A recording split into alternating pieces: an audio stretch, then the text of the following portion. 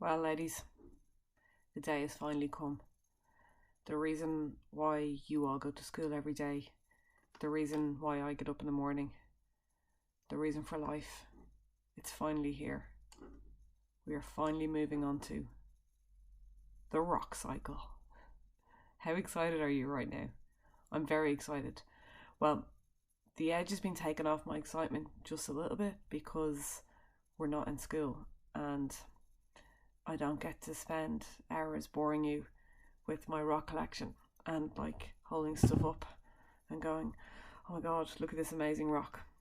So I'll do a little bit of that, but it's so much easier if you can like see the rocks yourself. But look, hopefully on Monday week we will be sitting in the geography room, and I'm in there already, so maybe I'll just start preparing a few samples for you. Like it will, I know you're going to be looking forward to going back to school anyway, but this is just going to make it just so much more sweet. Anyway, in the meantime, I am going to read you an extract from my favourite book, Reading the Rocks, the Autobiography of the Earth. I don't know why I put on that voice when I say that. I get asked a lot why I love rock so much. And the reason is because rocks tell the story of Earth. Every rock, an examination of any rock will tell you how it got there and why that landscape looks the way it does. And that's what I think is so amazing about them. Like, they're often overlooked. People just think they're just rocks. Well, they are, but you have to be able to listen to the stories that they're going to tell you. So you have to be able to learn about them and be able to recognise things in the rocks that tell you about the landscape. So for example, when I'm walking in Wicklow and I pick up a piece of granite, I know, oh hang on, if there's granite on the surface here, this must have formed beneath the surface, because granite cools beneath the surface because it's got big crystals in it. Oh, that's because I'm on the batholith and magma intruded here. But how did it get on the surface? There must have been weathering and erosion of the rocks that were above it. Same on the top of the Sugarloaf. And in fact, this one here was a rock I found on my summer holidays last summer. I was delighted with this because you see all the green bits? Those green bits are copper. And where was I on my holidays? I was on the Beara Peninsula in Cork. And the white bits are quartz.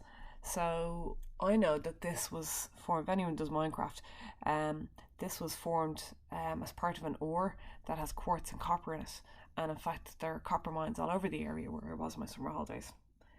Could partially be the reason why I chose to go there, but don't tell my family that.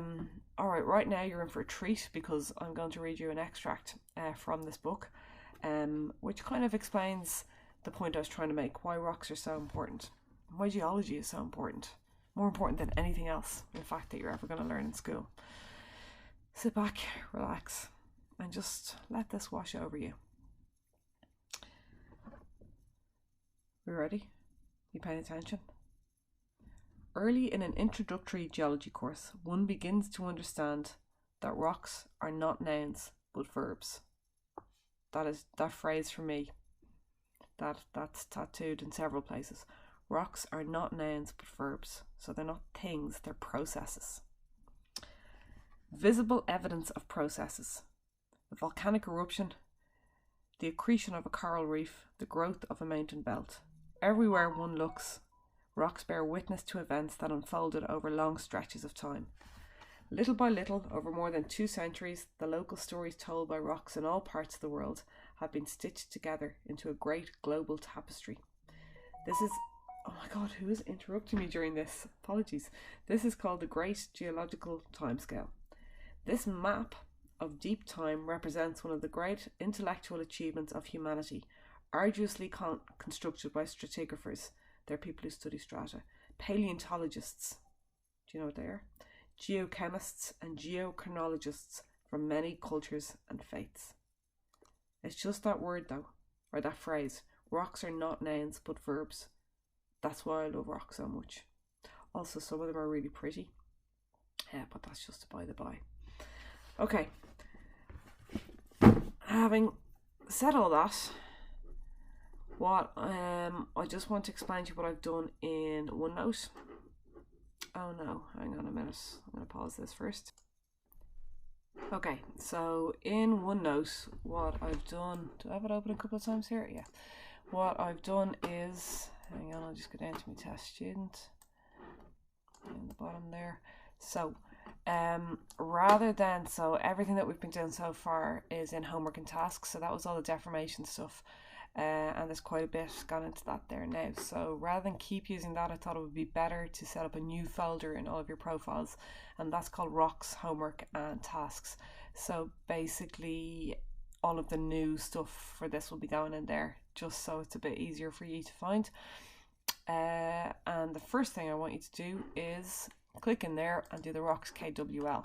Now, I want you to do this properly, and this is all I want you to do for today's class. So I want you to make a list of what you already know and what you want to know about rocks. Now, you already know a huge amount about rocks, because through the study of plate tectonics, through the study of volcanic activity, what else? Also through deformation. We have referenced several rock types, particularly through volcanic activity, that section. We have talked about basalt, we've talked about granite, we've talked about metamorphic rocks, and the clue there is the batholith. You know where to find these rock types. So in Ireland, where would you find them? What would you find in the oceanic crust? And